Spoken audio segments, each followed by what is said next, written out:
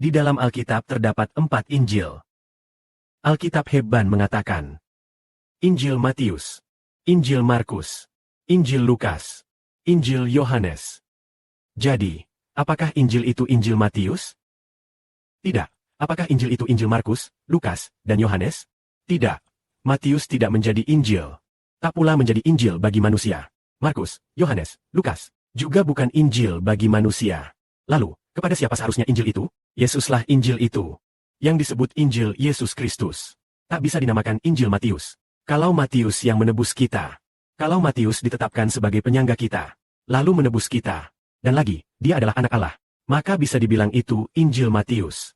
Karena itu, Alkitab yang diterjemahkan oleh Saudara Seib tidak dinamakan Injil Matius, melainkan kesaksian Matius.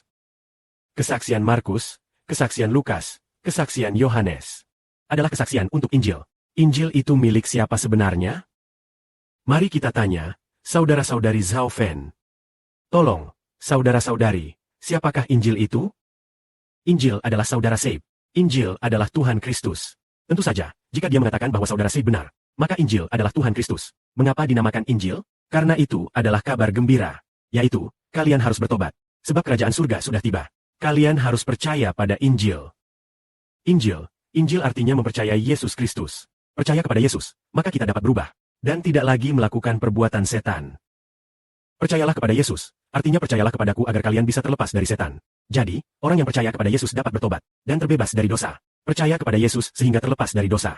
Ajaran seperti ini benar-benar menakjubkan. Kita pun berkata, selama ini kita tidak tahu bahwa manusia terikat oleh setan, yang membuat mereka terus-menerus melakukan perbuatan setan. Sekarang, kami katakan kepada kalian, bertobatlah, karena itu adalah Injil. Bagaimana mungkin bisa bertobat tanpa percaya pada Injil? Kalian harus bertobat. Tanpa Injil, tidak mungkin terlepas dari cengkeraman setan. Jadi, Injil adalah Tuhan Kristus. Maka, Injil adalah Tuhan Kristus. Dan Tuhan Kristus pasti memiliki kuasa. Dia memiliki kekuatan dan kemuliaan yang luar biasa. Bagi siapa saja yang percaya kepadanya, mereka akan mendapat kekuatan untuk mengalahkan setan. Oleh karena itu, setiap orang yang sejak awal setia mengikuti Tuhan, telah terbebas dari cengkeraman setan, dan menjadi orang-orang kudus. Kita katakan, Injil adalah Tuhan Kristus. Sungguh menakjubkan. 2 bulan yang lalu, pada suatu saat di dini hari, Roh Kudus Bapa berkata, Saudara Seib dan Tuhan Yesus bersama-sama menjadi Injil. Lebih lagi, Roh Kudus menunjukkan bahwa Saudara Seib melihat saudara-saudari Anshu berkata demikian. Di dalam catatan Liu Mei, saudara-saudari Anshu kami, mengatakan, Saudara Seib dan Tuhan Yesus adalah Injil. Saudara-saudari, apakah kalian percaya? Percayalah, kita semua percaya bahwa Yesus Kristus adalah Injil. Lalu, apakah Saudara Seib itu Injil? Itulah Saudara Seib. Selama sekitar 17 tahun, tujuan kesaksian ini adalah untuk menyampaikan firman setiap hari, dan menyebarkan pesan setiap malam. Baiklah, itu untuk membuktikan bahwa Saudara Seib adalah Injil. Baiklah, untuk membuktikan bahwa semua yang percaya kepada Saudara Seib tidak akan pernah meninggalkan Tuhan, dan tidak akan meninggalkan anugerah ilahi. Jadi, jika memang demikian, maka Saudara Seib adalah Injil.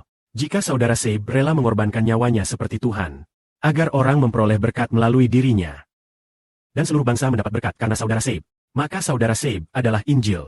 Lalu, mungkinkah itu benar? Kemudian kita pun menyadari bahwa dengan membaca Alkitab secara seksama, hal itu pun terlihat. Seperti pada zaman Perjanjian Lama. Dalam imamat, saat pendamaian diperlukan 2 hewan. Hewan pertama adalah lembu jantan. Lembu jantan untuk siapa pendamaiannya? Untuk pendamaian orang Lewi. Untuk keluarga imam. Untuk pendamaian keluarga Lewi. Sedangkan kambing jantan untuk pendamaian orang Israel.